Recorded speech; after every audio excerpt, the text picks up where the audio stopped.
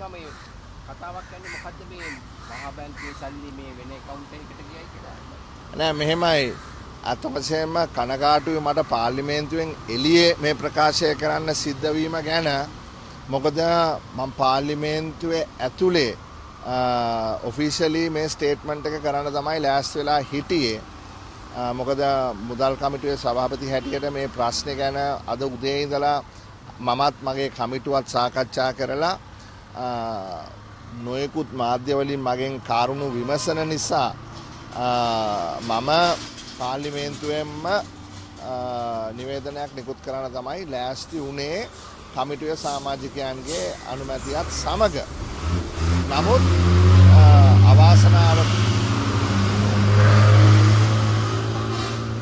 පස්රේස ගත්ත. නමුත් අවාසනාවකට ඒ අවස්ථාව මට ලැබුණේ නැහැ. කනගාටුයි. හරි මොකද ඒ අවස්ථාව අහිමි කරන්න පාර්ලිමේන්තුවට හැකියාවක් තියෙනවා කියලා මම විශ්වාස කරන්නේ නැහැ. ඒක ඒ නිසා තමයි එළිය කරන්නේ. දැන් ප්‍රශ්නය ගැන කතා කරොත් අද උදේ අපිට මේ ප්‍රශ්නේ ආරංචි වෙච්ච ගමන්ම මම මුදල් අමාත්‍යාංශයේ ලේකම්තුමාට ලිඛිතව දැනුම් දුන්නා අපිට අද දවල් 1 වෙනකොට දනුවත් කරන්න කමිටුවට මෙහෙම මේ ප්‍රශ්නයක් ගැන සාකච්ඡා වෙනවා මේක ඇත්ත නැත්ත කුමක්ද වෙලා තියෙන්නේ කුමක්ද කියන එක සම්බන්ධයෙන්. දැන් වෙලාව කීයද 4:00 අපි සිහි කැඳවීම මම හිතන්නේ 5ක් විතර කරා අපිට මුදල් ලේකම්වරයාගෙන් කිසිම විදියකට මේකට පිළිතුරක් ලැබිලා නැහැ. මේ ලියුමෙන් කියන්නේ මේ තියෙන මේ ලියුමෙන් කියන්නේ අපිට උනේ මොකද්ද අද තියෙන මේ දැනට අරගෙන තියෙන ක්‍රියාමාර්ගය මොකද්ද සහ අපි අහනවා දැන් අපි ණය පහර හැරීමක් කරපු නිසානේ අපිට මේ අවුලකට යන්න උනේ. එතකොට දැන් අපිට ආරංචි වෙන විදියට යම් විදියකට මේ ණය හිමියන්ට මේ ගෙවීම් ලැබිලා නැත්තම් තාක්ෂණික ණය පහර හැරීමක් සිද්ධ වෙලාද කියන එක තමයි අපි අහන්නේ. දැන් අපිට ආරංචි වෙන විදියට මේ 5 පාරක් මේවා ගෙවලා තියෙනවා. නමුත් පස්වෙනි පාරත් ඒ වාරිකය ලැබුණේ නැති වෙච්ච නිසා ණය හිමියා ප්‍රශ්න කරලා තියෙනවා ඇයි අපේ සල්ලි වලට මොකද උනේ එවන්නේ නැද්ද කියලා. එතකොට දැන් තාක්ෂණික ගැටලුව තියෙන්නේ ඒ නිසා තාක්ෂණික පැහැර හැරීමක් සිද්ධ වෙලාද කියන එක. ඉතින් අපි ඔන්න ඔය ටික අහලා අපි කිව්වා කමිටුවට දැනුවත් කරන්න. ඊට පස්සේ මම කමිටුවේ සමාජිකයන් සමග WhatsApp මාර්ගයෙන් සාකච්ඡා කරලා අපි තීරණය කරේ මේ ඔහුගේ ප්‍රතිචාරයට අනුව ඊළඟට කුමක්ද කරන්න කියන එක අපි සාකච්ඡා කරන්න තමයි තීරණය කරේ. දැන් වෙලා තියෙන්නේ කිසිම විදියකට අපිට ප්‍රතිචාරයක් නැහැ. දැන් අවුල තියෙන්නේ මෙහෙමයි. දැන් ව්‍යවස්ථාව අනුව 148 මුදල් පිළිබඳ සම්පූර්ණ බලය තියෙන්නේ මුදල් අමාත්‍යාංශයට නෙමෙයි. මුදල් ලේකම්ට නෙමෙයි. පාර්ලිමේන්තුවට. ඒක පාර්ලිමේන්තුවේ මුදල් කමිටුව හරහා තමයි අපි නිලධාරීන් සහ ආයතන සමග බොහෝ සුහදව මේ සාකච්ඡා ඉතාමත්ම හොඳින් සාර්ථකව මේ කරගෙන යන්නේ. සහ විපක්ෂයේ മന്ത്രിවරයෙක් මුදල් කමිටුවේ සභාපති හැටියට දාන්න තීරණය කරලා තියෙන්නේ ඒකේ අර ඒ අර අපි කියනවා බැලන්ස් එක තියාගන්න. හරිනේ? මොකද අපි දන්නවා ගෝඨාභය රාජපක්ෂ ජනාධිපතිවරයා විපක්ෂයේ മന്ത്രിවරයෙක්ට මේක කමිටුව බාර දුන්නේ නැහැ. ඔවුන්මයි කරේ රට බංකොලොත් වුණායින් පස්සේ තමයි විපක්ෂයේ മന്ത്രിවරයෙක් මේකේ සභාපති හැටියට පත් වුණේ. එතකොට අපි යම් කිසි විදියකට ඔවුන් අපිට වග කියන්න ඕන නම් අපි ඔවුන්ගෙන් ප්‍රශ්නයක් යොමු කරා නම් ඒ ප්‍රශ්නෙට පිළිතුරක් අපි සත්භාවයෙන් බලාපොරොත්තු වුණා. හරි? දැන් එතකොට කාරණා දෙකක් තියෙනවා. එකක් තමයි වගකීම මම නැවතත් මතක් කරන්න කැමතියි මේ බදු ගෙවපු මුදල් ජනතාව අමාරුවෙන් තමයි මේවා ගෙවලා තියෙන්නේ. මමම තමයි කිව්වේ භාණ්ඩාගාරයේ මුදල් යම් කිසි ප්‍රමාණයකට එකතු කරගෙන තියනවා කියලා. එතකොට මේ එකතු වෙන හැම රුපියලක්ම සහ වියදම් වෙන හැම රුපියලකම අවසාන වගකීම සහ අධීක්ෂණය කිරීමේ බලය තියෙන්නේ පාර්ලිමේන්තුවේ රාජ්‍ය මුදල් කමිටුවට. ඒක තමයි අපේ කමිටුව.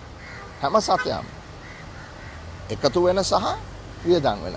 එතකොට යම් කිසි විදියකට මෙතන ඔය කියන විදියට වංචාවක් සිද්ධ වෙලා තියෙනවා නම් ඒක තැන් තැන්වල සමාජ මාධ්‍ය කතා වෙනවට වඩා කළ යුතුව තිබුණේ අපිව දැනුවත් කරන එක. එහෙම තමයි වගකීමෙන් වැඩ කරන්නේ. හැබැයි අපි දැනුවත් කෙරෙන්නේ නැහැ. අත වශයෙන්ම මම දැන් පස්සේ කල්පනා කරනකොට මට කල්පනා වෙච්ච දේ තමයි කවදාකවත් නැතුව දැන් පිට කමිටු වාර 3කට මොවුන්ගේ සම්බන්ධ වීම තිබුණේ නැහැ. පළවෙනි පාර කැසිනෝ නියාමනය ගැන සාකච්ඡාවකදී මොවුන් නොයෙකුත් මේ එක්ස්කියුස් දීලා ආවේ නැතුව හිටියා. දෙවනි පාර 2025 හතරවෙනි කාර්තුව සම්බන්ධයෙන් අපිට වාර්තාවක් ඉදිරිපත් කරන්න තිබුණා. ඒකට පැමිණියේ නැතුව හිටියා. ඊළඟට වඩාත්ම වැදගත් දේ මහා බැංකුව සහ භාණ්ඩාගාරය අතර තියෙන ඒ සම්බන්ධය සහ ඔවුන් කොහොමද මේ වැඩ කටයුතු කෝඩිනේට් කරන්න පිළිබඳව සාකච්ඡාවකට කතා කරලා තිබුණා. ඒකටත් මොවුන් පැමිණියේ නැහැ. සාමාන්‍යයෙන් එහෙම වෙලා නැහැ. එහෙම වෙන්නේ නැහැ. මමත් මේ පාර්ලිමේන්තුවේ කමිටුවල අවුරුදු 15ක් ඉඳලා තියෙනවා. මෙහෙම මම නම් දැකලා නැහැ. මම ලේකම්වරයාට සිහි කැඳවීම් කිහිපයක්ම කරා. බැරිම තැන මම ගරු ජනාධිපතිතුමා මුදල් ඇමතිවරයා හැටියට ඔහුටත් දැනුවත් කරා ලිඛිතව දැන් සතියකමාරකට කලින් මේක මෙහෙම වෙන්න බෑ. මොවුන්ගේ පැමිණීම අත්‍යවශ්‍යයි කියලා. මොකද මේක සාකච්ඡා වුණා නම් එහෙමනම් අපිට මේක මීට වඩා මෙතොඩිකලි ප්‍රොෆෙෂනලි වෘත්තීයමය වශයෙන් විසඳ ගන්න තිබුණා. දැන් මේක හැම තැනම ගිහිල්ලා තියෙනවා. ඒක කාටවත් හොඳ නැහැ. හරි පක්ෂ විපක්ෂ නෙමෙයි අපේ රටට හොඳ නැහැ. ඇයි හොඳ නැත්තේ? ඒ තමයි අපි ණය පැහැර හැරීමෙන් පස්සේ අවුරුදු 3ක් ඉතාමත්ම වෙහෙස මහන්සි වෙලා ජාත්‍යන්තර මූල අරමුදලේ සහයත් ලබාගෙන ජාත්‍යන්තරව විශ්වාසනීයත්වය ගොඩනගා ගත්තා. ඒකනේ කරේ. ඊට පස්සේ අලුත් නීතියක් ගෙනල්ලා පබ්ලික් ඩෙට් මැනේජ්මන්ට් ඔෆිස් කියන එක. ඒ කියන්නේ රාජ්‍ය ණය කළමනාකරණ පනත හරහා රාජ්‍ය ණය කළමනාකරණය කිරීමේ දෙපාර්තමේන්තුවක් නිර්මාණය කරා. නිර්මාණය කරලා මීට කලින් තැන් වලින් ගත්ත ණය ගෙවපු ණය ඒකරාශී කළා එක තැනකට බලය ලබා දුන්නා මේ ණය කළමනාකරණය කරන්න. එතකොට ඒ නීතියට අනුව සියලු ගෙවීම් කරන්න වෙන්නේ භාණ්ඩාගාරයේ අලුතෙන් නිර්මාණය කරපු මේ ආයතනය හරහා. එතකොට මේ විශ්වාසනීයත්වයේ පළුදු වීමක් තියනවාද කියන එක පිළිබඳව අපි කල්පනා කරන්න ඕනේ. එහෙම වෙන්න දෙන්න බෑ. අනිත් වැදගත්ම කාරණාව තමයි මේක අපි අත් වශයෙන්ම දැක්කා. මංගාව තියෙනවා 2025 පෙබරවාරි මාසේ ඉඳලා අවස්ථා මං හිතන්නේ 5ක් 6ක් අපි දැනුවත් කරලා තියෙනවා භාණ්ඩාගාරයට මේ ආයතනයට පුද්ගලයෝ බඳවා ගැනීමේදී වෘත්තීය වේදීන් මේකට බඳවා ගන්න. හරි මේ ට්‍රෙෂරියා මැනේජ් කරනවා කියන්නේ හරි මේ ඉන්ටර්නැෂනල් ෆයිනෑන්ෂල් මාකට්ස් වල ප්ලේ කරනවා කියන්නේ සාමාන්‍යයෙන් මේ කොලේ මේ ක්වොලිෆිකේෂන් එක තිබ්බට හරියන්නේ නැහැ. මේකට අවශ්‍යයි එක්ස්පීරියන්ස්. මොකද එක්ස්පීරියන්ස් එකක් නැතුව ට්‍රෙෂරියක් කරන්න අමාරුයි. හරි ට්‍රෙෂරියක් මැනේජ් කරන්න අමාරුයි. ඒකට ඒ අවශ්‍ය පුද්ගලයෝ බඳවාගත යුතුයි කියලා සිහි කැඳවීම් අපේම කොමිටියෙන් කරපු සිහි කැඳවීම් රාශියක් මෙතන තියෙනවා. හරි ඒක ඔය සියලු කාරණා සමග මේ සම්බන්ධයෙන් අපි බලාපොරොත්තු වෙනවා හෙට උදේවත් මුදල් ලේකම්තුමා රාජ්‍ය මුදල් කාරක සභාවට වාර්තා කරයි කියලා තත්ත්වය මොකක්ද කියලා පාර්ලිමේන්තුවේ මුදල් කාරක සභාව හැටියට පක්ෂ භේදයකින් තොරව මෙතන වෙලා තියෙන ගැටලුව निराකරණය කිරීම සහ රජයේ යම්කිසි විදියකට අපේ රටේ විශ්වාසනාත්මක පළදුවීමක් සිද්ධ වෙලා තියෙනවා නම් ඒක නැවත ගොඩනැගීමට අපි බැඳලා ඉන්නවා. සරලව කියන්න දැන් මේ සමාජ මාධ්‍ය ඔන්ලයින් යන්නේ මේ අනුන්ගේ පෞද්ගලික කෙනෙකුට පිටරට කෙනෙකුට සල්ලි ගියයි කියලා මොකද නෑ අපිට ඒ සමාජ මාධ්‍ය අනේවා ගැන මේ මම කමෙන්ට් කරන්න කැමති නැහැ. ඇත්ත කතාව අපි දන්නේ නැහනේ. ඇත්ත කතාව තමයි මුදල් ලේකම්තුමාගෙන් අපි අහලා තියෙන්නේ. මටත් ඕනනම් පුළුවන් සමාජ මාධ්‍ය ගියා අරක සමාජ මාධ්‍ය ගියා මේක කියලා නිකන් නොයෙකුත් දේවල් කියන්න. මම එහෙම කියන්න සූදානම් නැහැ. මොකද මම වගකීමකින් වැඩ කරන පුද්ගලයෙක්. ඒ නිසා තමයි මේ වෘත්තීයමය වශයෙන් මම ලිඛිතව ඉදිරිපත් කරේ කරුණාකරලා අපිට දැනුවත් කරන්න. මුළු දවසේම වෙලා තිබුණා. මේ කට්ටියට අපිව දැනුවත් කරන්න මෙන්න මෙහෙම දෙයක් වෙලා තියෙනවා කියලා. අනිත් එක මම අහන්නේ මුදල් කාරක සභාවේ සභාපති හැටියට. මගේ කමිටුවේ අනුදැනුම සහිතව. හරි. ඔවුන්ගේ එකඟතාවයෙන් මත. නැතු මම මේ පුද්ගලිකවම කරන දෙයක් නෙමෙයි. එතකොට වෘත්තීයමය වශයෙන් ඔවුන්ට වගකීමක් තියෙනවා මේට පිළිතුරක් ලබා දෙන්න. ලබා දීලා නැහැ. ඉතින් ඒ නිසා මම කැමති නෑ සමාජ මාධ්‍යයේ අරක වුණා මේක වුණා කියලා එක ගැන තවදුරටත් මේක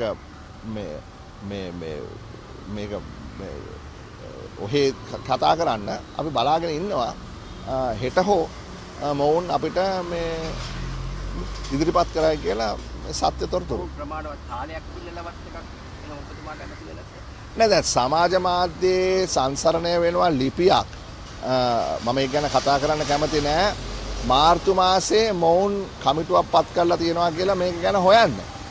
ඒ කියන්නේ අපි දැනුවත් වෙලා නැති වුණාට මේ දේ සත්‍ය නම් මාසයක් තිස්සේ මේකේ දැනගෙන තිබිලා තියෙනවා. ඒ කියන්නේ අපිව දැනුවත් කරන්න ඕන තරම් කල් තිබිලා තියෙනවා.